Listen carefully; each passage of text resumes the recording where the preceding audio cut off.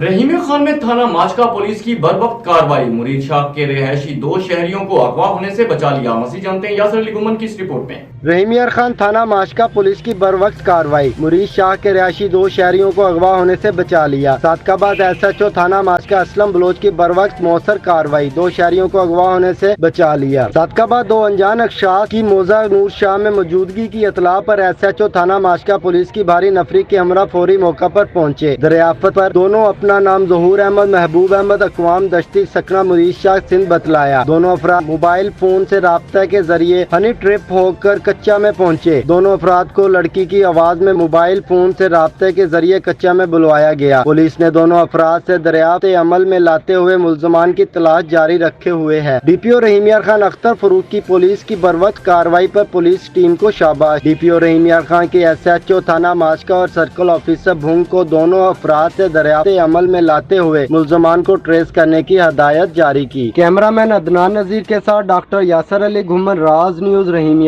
Khan.